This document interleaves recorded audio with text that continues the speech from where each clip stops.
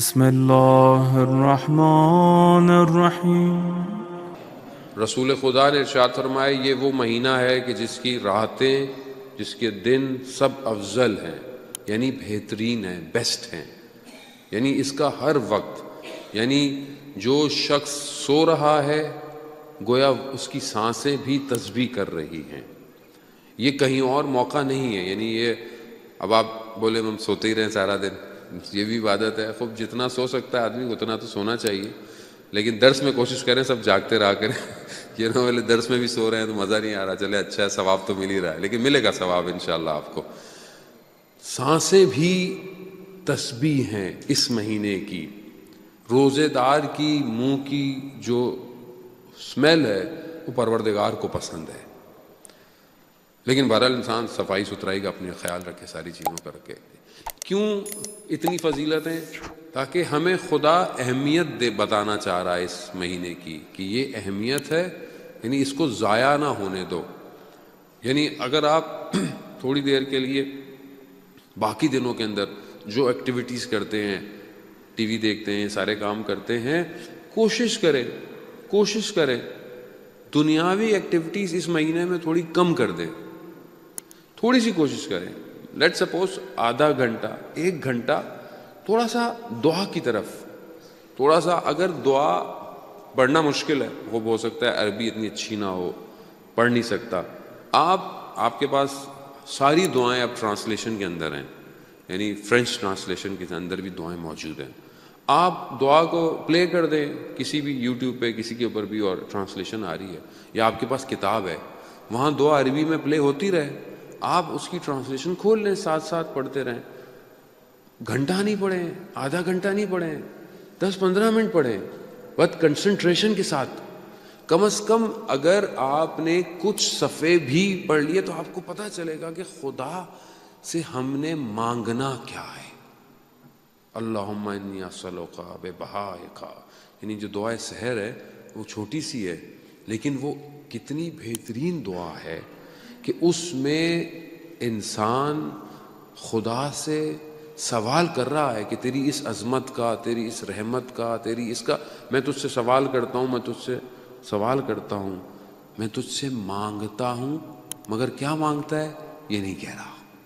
عجیب دعا ہے، یعنی اس کی عظمتیں، خدا تیری یہ عظمت ہے، تو رحمان ہے، تو رحیم ہے، تو عظیم ہے، تو کریم ہے، میں کچھ نہیں مانگتا۔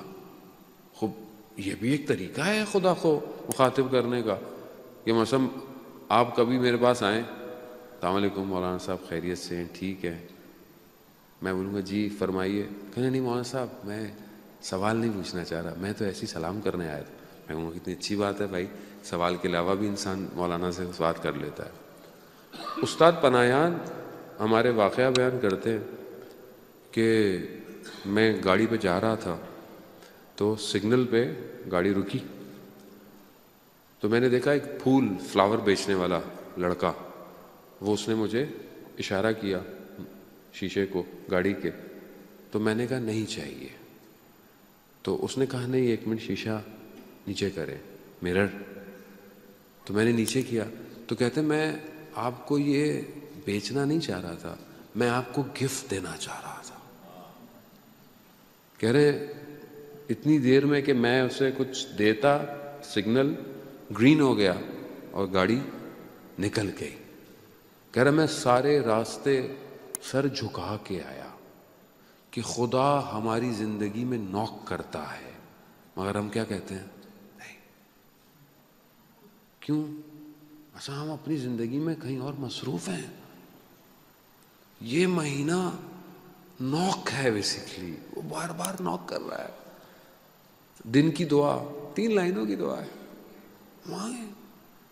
سحری کی دعا، ہر نماز کے بعد کی دعا، رات کی دعا، کتنی تھوڑا تھوڑا نوک ہے، شاید کسی نوک پر میرا بندہ میری طرف متوجہ ہو جائے، شاید کسی ایک لائن پہ۔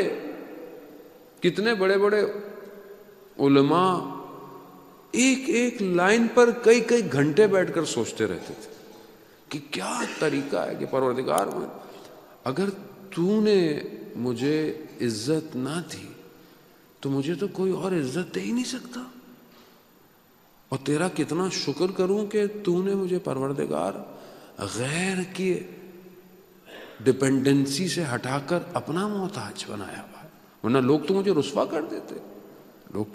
لوگ تو یہی ہے نا، لوگ خدا، یہ وہ مہینہ ہے کہ ہم جب خدا بار بار کہہ رہا ہے کہ یہ میرا مہینہ ہے، میرا مہینہ ہے، تو ہم کیوں نہیں خدا کے مہینے میں خدا کے اندر داخل ہوتے؟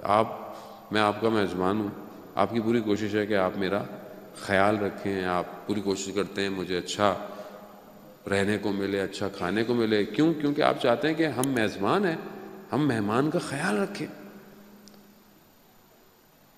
میں کون ہوں؟ کچھ بھی نہیں۔ اور جب میزبان خدا ہو تو وہ اپنے مہمان کا کتنا خیال رکھے گا؟ خالق ہے، کائنات اس کی ہے، ہر چیز اس کی ہے، حتیٰ ہم بھی اسی کے ہیں۔ تو ہم اس طرح متوجہ نہیں ہو رہے کہ خدا ہم سے کچھ چاہتا ہے، خدا ہمیں کچھ دینا چاہتا ہے۔